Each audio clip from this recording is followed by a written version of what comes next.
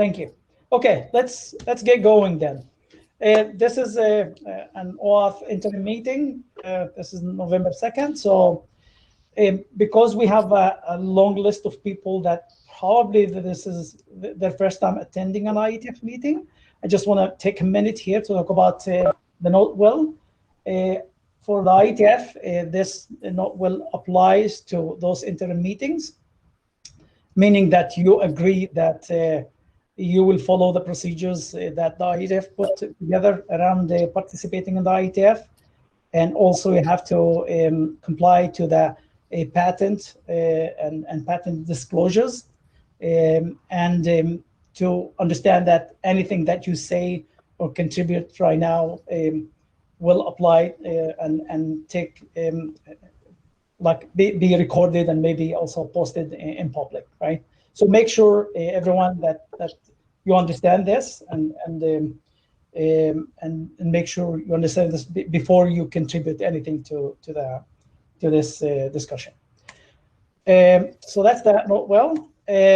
So we have today we'll be talking about is logged in and web ID, but we have still one more meeting that will be talking about Depop, and that will be in November 30th. And now today's meeting will be talking about the motivation and challenges of those initiatives, and we will spend most of the time discussing those. The goal is not really to dig deeper into the details of those initiatives. I've sent two links to two great presentations about those details. So we will not go through those again here, but we will focus on, again, the big picture and the challenges and have a discussion and maybe try to come up with a way forward. I'm not expecting this meeting to be the conclusion for all those discussions, probably at the beginning of this discussion. So I'm expecting that we'll have a follow-up meetings and we can schedule more meetings when needed. So that's all I have on my side. So I'll hand it to Vittorio and George to take us through their slides. Before I do that, any comments, questions?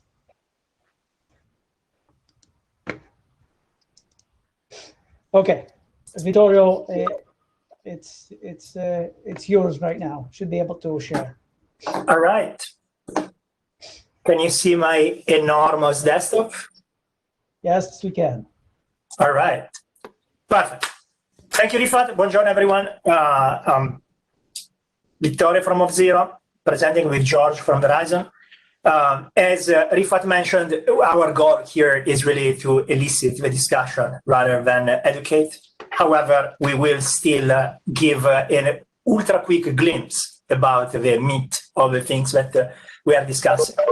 In terms of agenda, we are going to spend a moment taking the first 2 points, as in like some distilled down details about what these logged in and web ID initiatives are about, and some idea about how they are impacting and how they will impact the work and the applicability of the guidance that we generate in the context of working group. And then we have a couple of ideas on how, as a working group, we can influence the process. And those are just ideas for seeding the discussion, like they're by no means developed. It's just brainstorm. And now let me just give you an ultra quick idea of what's going on. We know that tracking is a big problem today, and the browser vendors like to say that they have this classification problem, which is whenever a website uses low-level primitives like redirects, link decoration, third-party cookies, and similar, the browser doesn't know whether those primitives are used for tracking the user or if they are used for doing perfectly legitimate stuff, such as single sign-on across multiple applications. And so there are like steps that browsers are taking for containing the ability of trackers to actually track users. And those steps actually involve limiting the use of basic primitives that we do use as well. The browsers are aware of this complication, and so they are proposing APIs that are directly in the browser, addressing some of the scenarios that we need from the identity perspective. And once they will be satisfied that they achieved what they are trying to do, let's say providing APIs that will help us do identity as opposed to just using low-level primitives as today, they will actually go ahead with what they have in one. And so George in a second will enumerate some of the possible consequences, such as, for example, cookies no longer existing. And our challenge is that for what we observed so far of those initiatives are strict subsets of what we want to achieve in identity. And they also start from principles that are not necessarily aligned with what we know, like what we normally operate on, such as, for example, the ability of a browser to always be completely informed of every aspect that is going on through identity interactions. And so the challenge is that if we actually don't contribute somehow to the scenarios that are addressed by two, then once they cut the light for the existing primitives, will be stranded. Our users will be stranded. So this is the super high-level view of what's going on. Now, let me hand this over to George, that will walk you through some of the details. And George, you tell me when you want me to change slides. Sure. Okay, so we'll just go through a couple of these. The ones on this page here are, some of them are already in effect, right? Same site, if you haven't been affected by it, right, you have probably seen effects on identity flows where, you know, basically same site, I mean, prompt equal none requests in iframes are breaking unless you explicitly tag your identity related cookies as same site equal none, which of course doesn't help you in certain browsers where those things are sort of ignored, or when third-party cookies are disabled, you know, sort of across the board, right? Because effectively a same site equal none cookie is a third-party cookie. So we've already seen this. We've seen other cases already out of intelligent tracking protection efforts where the user needs to be engaged with the IDP on a frequency basis, otherwise the IDP cookies go away. So so basically you'll start seeing interstitials in the single sign-on. So single sign-on is no longer silent or seamless. Get an interstitial. I think there's been a number of places in Australia that sort of had to do this because, you know, a vast array of domains all using the same single sign-on provider, and the single sign-on provider domain was separated from those other domains, so the user wouldn't interact with the single sign-on provider domain enough, right? And the cookies would go away, and then the user would have to relog in, right? So now you may get sent over there, hey, do you want to stay logged in within that time frame to keep the, you know, to keep the cookies fresh. Bounce tracking protection is something that's in Safari. It's actually coded, and in the latest versions, effectively what it's looking at is if domain 1 redirects the user to domain 2 and gets a redirect back, right? And that same domain is seen to do that redirect to more than 10, you know, well, the domain 2 is sort of like your tracker or your SSO IDP. If there are more than 10 in Safari, if there are more than 10 properties that redirect to that entity and then get redirected back, it gets classified as a bounce tracking site. And then your IDP cookies get stuck in same site equals strict jail, which can be problematic, requires an extra sort of redirect to yourself to pick up your cookies. So, and then obviously it's not just third-party cookies. You know, domains that are classified as tracking domains have limits put on their first-party cookies. Firefox uses a fixed list from disconnect.me. Safari attempts to use machine learning in browser to determine which domains are tracking and which ones aren't. So these are sort of, you know, the privacy protections that the browsers have put in place, you know, to help protect us online from what the ad people are doing in building, the targeted ad targeting profiles about us, but they do sort of bleed into already the identity work that we do, or authorization, OAuth or OpenID Connect. So let's go to the next slide. So WebID is intentionally trying to preserve identity federation, and Sam, who's driving this, is on the call, so he can correct anything I say that's wrong. But fundamentally, they're looking at sort of solving three problems. One of them is the ad targeted tracking. And basically, the way that happens today in many cases uses the exact same primitives that identity federations use. RP collusion, this has to do with multiple RPs getting a globally correlatable identifier and talking about the user behind the user's back. Globally correlatable identifiers from an identity perspective tend to be things like phone numbers or email addresses. And then there's the classic sort of IDP privacy leakage problem of the IDP knowing where the users, knowing where the user has asked to be logged into before the user agrees to log in. So they're not trying to solve the problem of if the user says, yes, I want to log in, the IDP knowing the user logged in there, but just that sort of leaking that at the beginning of the authentication request rather than at the end.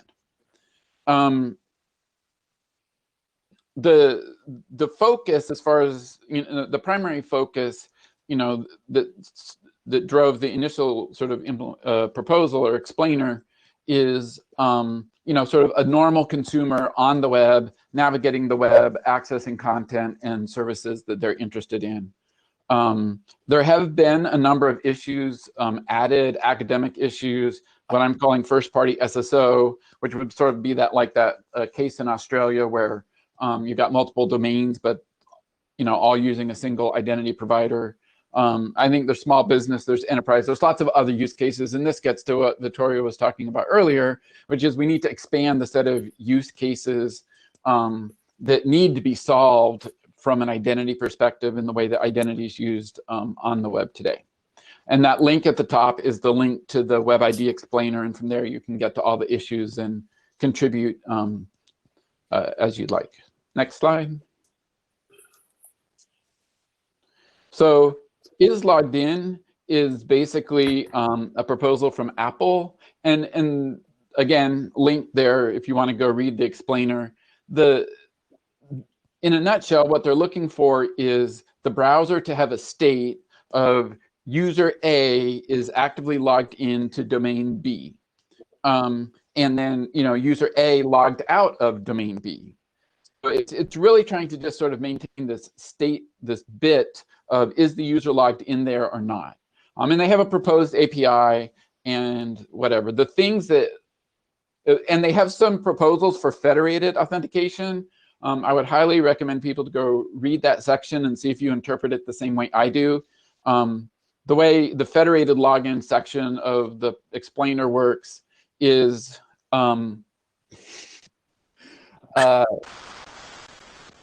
it is basically that if I'm going to use a federated login provider, I have to already be logged in at the federated identity provider. And I don't think that's super realistic.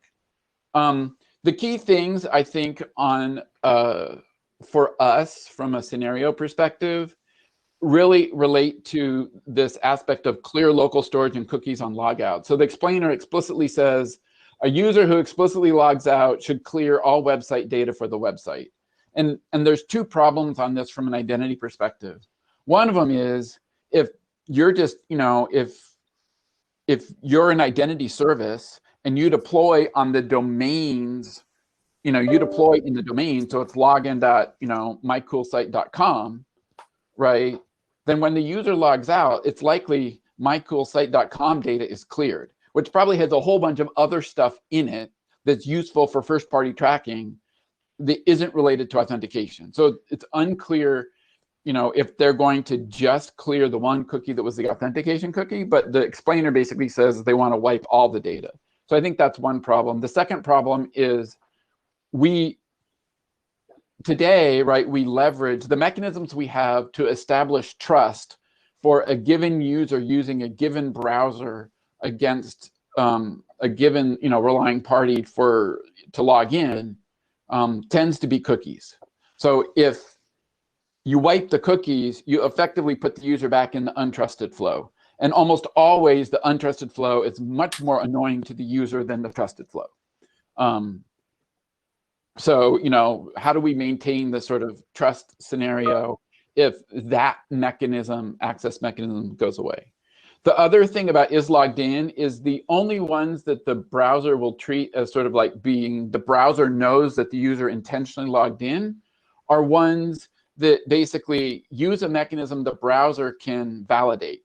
So right now, what's proposed is WebAuthn, something related to the credential API and password managers, which takes out a boatload of authentication mechanisms that are very convenient for users, that are very strong, like a push notification to an authentication app on their phone, right? The browser won't see any of that, but it's a very strong authentication.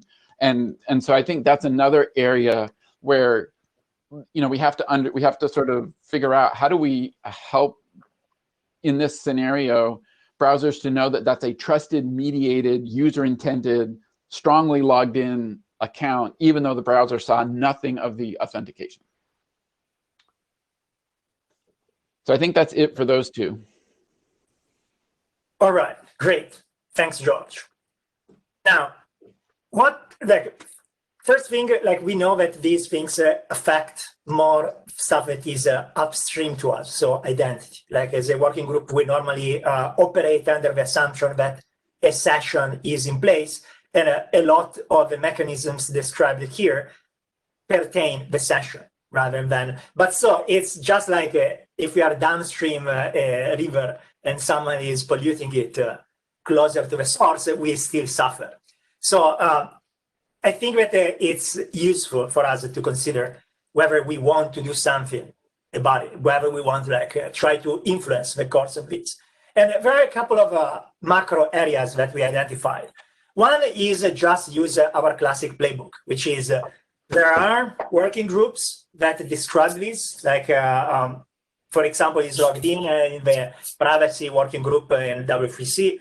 And so we can, as individuals or nominating representative, participate in this discussion. And if you go through the minutes of meetings in the past, you'll see that Brian participated, George participated. So we can be there and we can supply our perspective as things develop. This might work, but it's going to be a bit of a trench battle, a trench war, as in everyone will, it's going to be hard. I've seen also the way in which some of these interactions go. And it's interesting that we come from very different cultures. It seems that the browser vendors have very strong assumptions that are dramatically different from the one we have. So it's not always easy to find common ground. The other thing that we were toying with, this idea, is a lot of the things that are coming out from there seem to be derived from the fact that the browser vendors don't really have a top of mind the scenarios and the properties that we instead normally almost take for granted. And so one way in which we could deal with this could be to enumerate those scenarios and those properties, perhaps in a shared document, so that now we have a section and a number that we can refer to whenever we participate in the discussions, and we can somewhat inform the browser guys that those things are there. And so the moment in which there are measures that will jeopardize those scenarios and those properties, this becomes an explicit act rather than the result of the browser vendor not being aware of those scenarios. So somehow it might make it easier to communicate. And also once something breaks and customers come after us, we can have a discussion about why the breakage happened, which I don't know if you had experience with ITP and same site, but it wasn't fun for me to deal with that with customers. So those are the top level facts. Now I would recommend that we just open it to discussion and let's see what everybody thinks about this. Okay, before we jump into the discussion, so I'm gonna post that link again, and if you haven't added your name to the list, please go and do that, because I see different numbers here. Like I see about 36 people on this conference, but I don't see that many attendees. So please, if you haven't added your name, go and add your name. And now to the discussion, if you wanna say anything, please add yourself to the queue. So go to the chat here and add yourself to the queue, and you'll be able to, so we will take people in order. Okay, go ahead, Danny. Feel free to join the queue, but just adding +1 to the chat.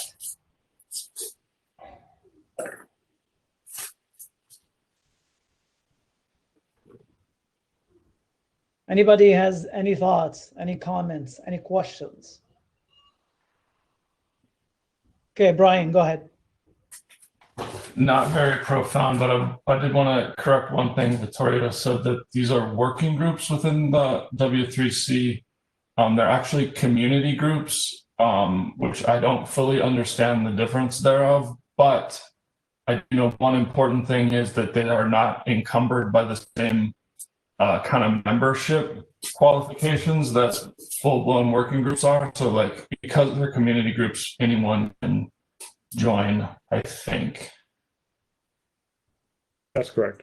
Thanks. Sam Weiler at W3C. Yes, the privacy community group is open to all. Okay, thank you. And Aaron? it's also the case. Sorry, guys. Mike. It's Mike. also the case that Mike. Standards. Say that again, Mike. Go ahead. Please join that.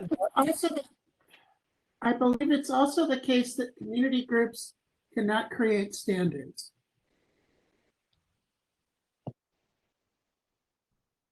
Is that the case? Somebody wants to reply to that from W3C? That is the case. The community group will not produce recommendation track documents equivalent to a standards track RFC. Okay. So at some point, this work is likely to migrate to a working group. That hasn't happened yet. Okay, thanks. And that was Mike asking the questions or commenting. Yeah. Aaron.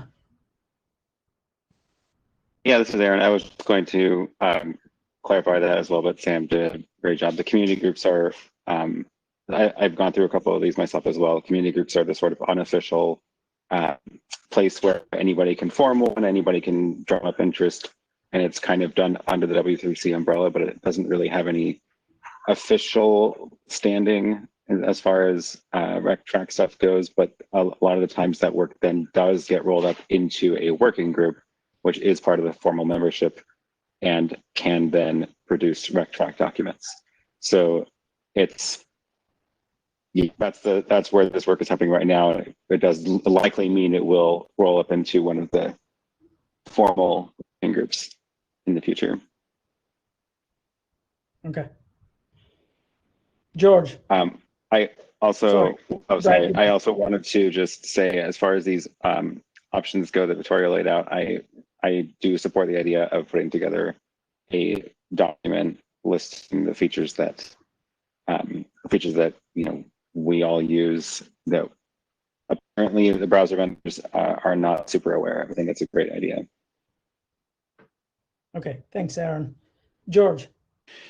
Yeah, so I mean, I think, you know, maybe something as it relates to identity will get big enough to be, you know, standards track. But so far, pretty much everything that's been discussed, like in the privacy community group around privacy features from browsers, has been implemented and deployed by the browsers without necessarily becoming an official standard. So I don't know that we shouldn't set the expectation that all work done in the privacy group will not get deployed, you know, into browsers that we use until it's been, you know, standardized or on some path to be standardized. So, you know, we just need to recognize that if the community group comes to a consensus about what they think is the right thing to do, it may very well appear in the browsers that we use on a regular basis without going through any standardization process. Okay, thanks, George. Yeah, and I'm also in support of, putting together a doc. Okay. Dick? I'm in support of putting together a doc, and I don't think we should limit ourselves to what we're using now. I think we should also brainstorm and explore what features could the browsers provide to help us improve, the security and experience to users. For example, an issue that we often have is the identity of the client, and the browser knows the site that is asking to be logged in or asking for authorization. And so if the client side is calling an API to the browser, and then that comes over into the identity provider, the browser could tell the identity provider identity information, such as URL from the client.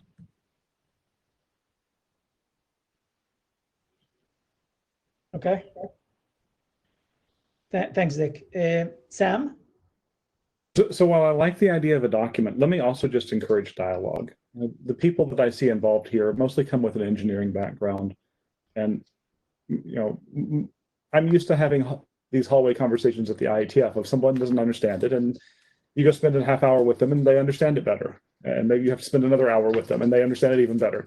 But there are sincere folks here, and they want to understand, and they want to do things right. So, documenting is great. Talking may be even better.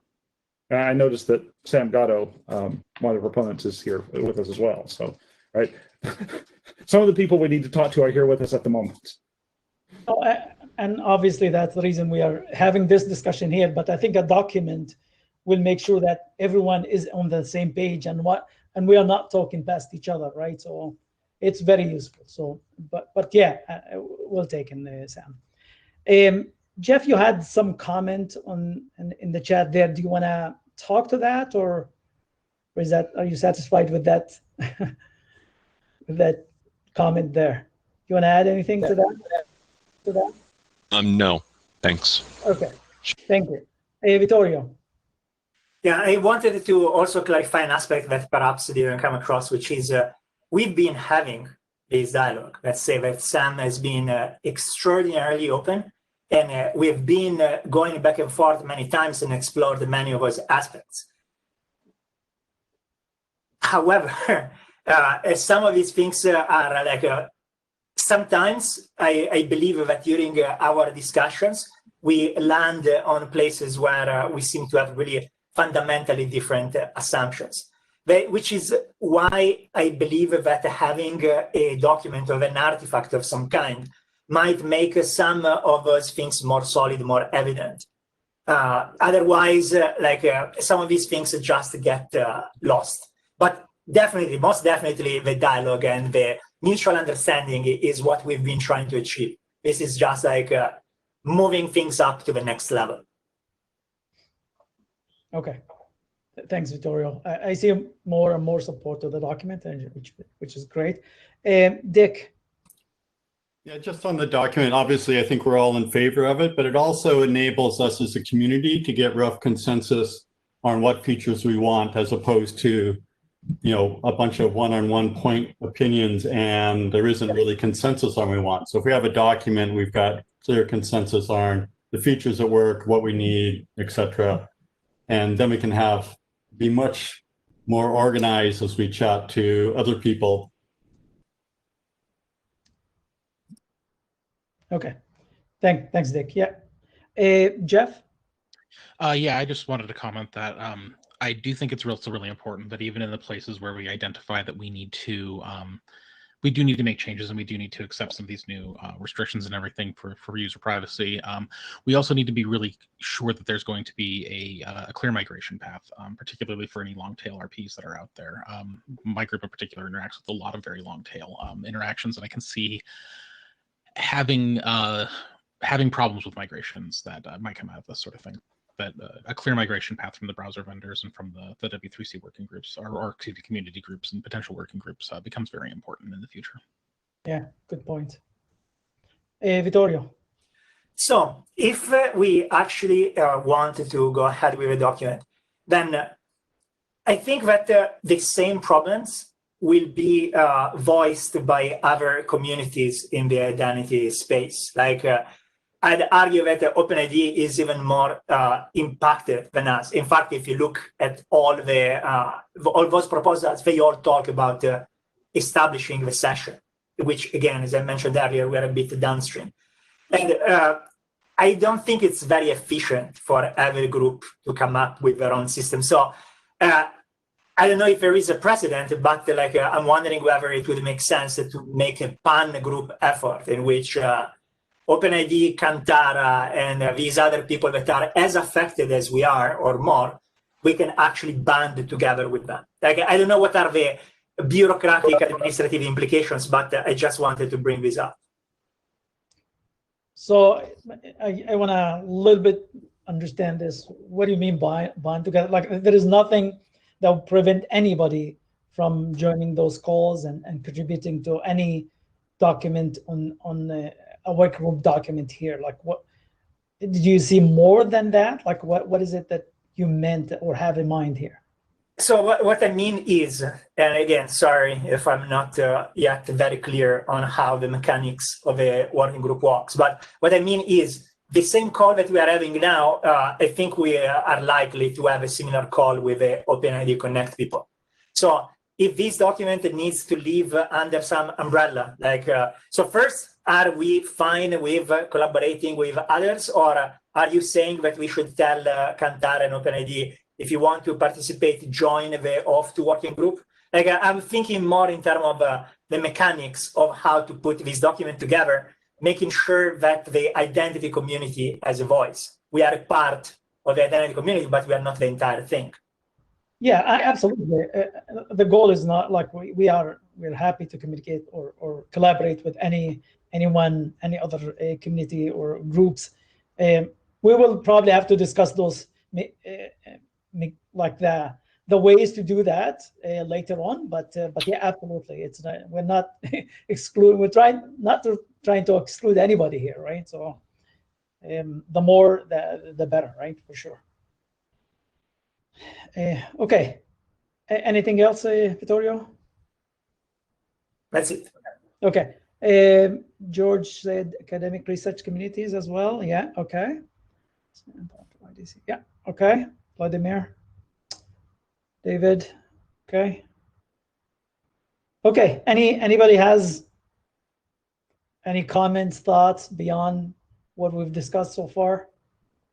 I see strong support for a document, so let's maybe start with a document, and then maybe we can discuss how to bring together OIDC and Kantara and others to collaborate together on this one, right? Sam, go ahead. Well, so I just wanted to reinforce support here for any form of feedback that you can provide. You know, there are a few of us, we were getting feedback from a lot of people. We struggle to respond to all or to digest all.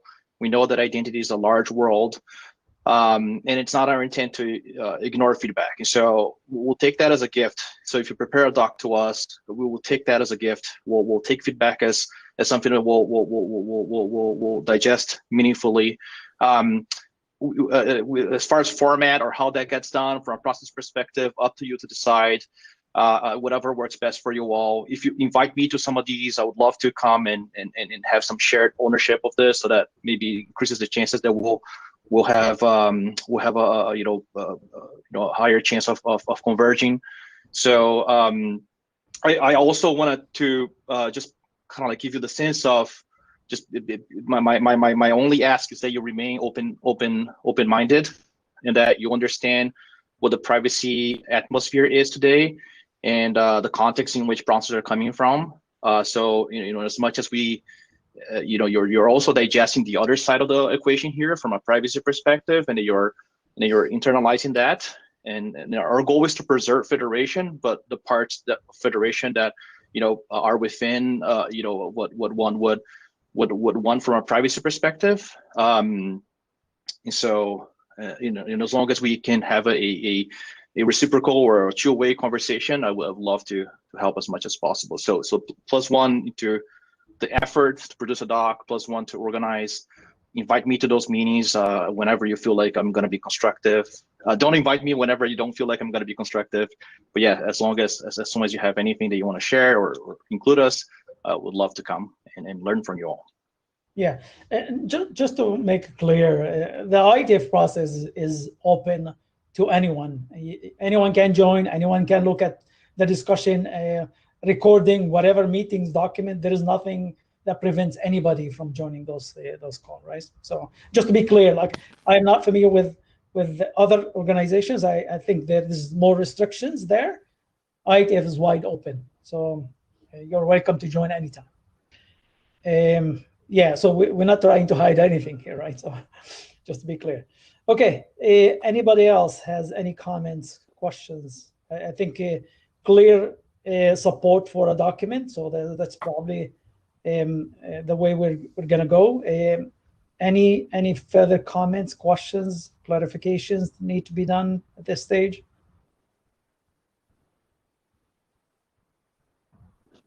Okay. Well, volunteers. Okay. Volunteers to go ahead, Jeff. Do you want to say more? The next question you should ask is who's going to write this doc? So, well, I thought Vittorio and George have been leading this, and that was my assumption, at least, that they will be writing that document there. But Vittorio and George, is that the correct assumption, at least from my perspective? So I'm more than happy to frame the thing, as in like but like, and of course I cannot speak on behalf of George. We did spend time in here, and I think that we can provide that initial thrust, at least to identify the things that for sure would be broken if things go forward. Personally, I don't think I can lead it because I don't know how much time I have. I need to go back to my bosses and see if they are okay with me spending a lot of time. But like, even if they tell me, yes, you can spend time, I cannot be the only author of it. So I hope that George will have time. I don't know that I'll have a ton of time either, but yes, I can definitely help. With the framing, I would want a community to, I think if we can put together the way we want to document use cases, right, then it should be open for many people to contribute. Because for sure, the use cases that I'm going to be familiar with are not the use cases that, I'm not going to know what Brian's use cases are or what Aaron's Okta use cases are. So I think we have to use the entire community to submit those things, and then we can put it in some sort of structure that is easy for people to follow. So I'm happy to work with Vittorio on the framing, and sort of structure of the document, and we can put some examples in there. But we're going to need the entire community because I for sure do not have the global scope of all the ways we use identity across the web. The other thing that I would add is I'm a bit burned from what happened with the IETF. If some of you guys might remember that a couple of years ago, I tried to put together a document in which we went back to Apple saying, hey, IETF is breaking this number of scenarios. And I tried to get people to sign that document so that companies that were affected by that could signal that, yes, they were caring about this. And for this document, it would be great, I think, if vendors would say, this scenario is a scenario in which my main product is based. And so if you break this scenario, my business is going to be significantly affected. It would be great, but I suspect that a lot of people will just not do it because complications with their lawyers and similar. But at the very least, I think that if they would contribute the meat of a scenario, even if they don't want to put their logo on the side, that would be a good development. Okay, thanks, Vittorio. So just, okay, somebody is trying to chime in here. Okay. Just to make sure, so Vittorio and George, you will start at least that document. Is that, and then if we need to add more people to that, we can add more volunteers that might be interested in helping with that. Is that a fair kind of summary here, Vittorio and George? Yeah. Yep. Okay. Okay. Okay. Suggesting to use GitHub. Okay. Okay. Go ahead, Sam. While I wouldn't say what would persuade Apple to do anything, Victoria, I would love to see it spun not as this breaks my business, but this breaks my use case. Right? Here's what I'm trying to do. Here's how I'm used to doing it. And this is what's breaking, without putting the dollar signs on it.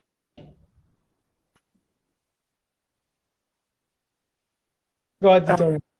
Go ahead. So, of course, yeah, I ethically, I am with you 100%, and I think that from the technical perspective, that's what we should strive for. However, a very concrete observation I had is that very often some of these decisions can, the business implications do tip the scale. And so if you can see some of the things that occurred recently with delaying the rollout of same site, delaying the on iOS 14 extra checks for privacy and similar, I think it would be naive to assume that the business does not tip the scale. So of course, the goal of a document, I agree completely, should be clarifying the use cases. However, giving a sense of how prevalent that use case is versus an edge case that interests a subset of a community, I think it can really drive home how much damage this thing is going to make. Okay, thanks, Vittorio. Any other comments, questions, suggestions?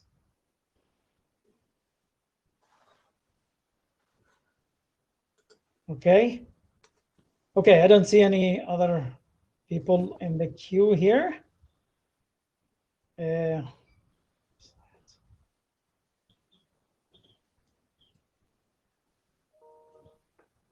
Mike O'Neill, do you want to kind of clarify what you mean here? I just meant it's not just a damage that can be done; it's a potential good out of the situation. Getting conversation going. That's what I was going to say. Yeah, absolutely. Yeah, that's a good point. Okay, any other comments, questions? Okay, well, that was a great discussion, guys, and I think we have a way forward, at least for now. Vittorio and George will start working on a document, and if we need a follow-up meeting after that, we will be happy to schedule more meetings to continue this discussion.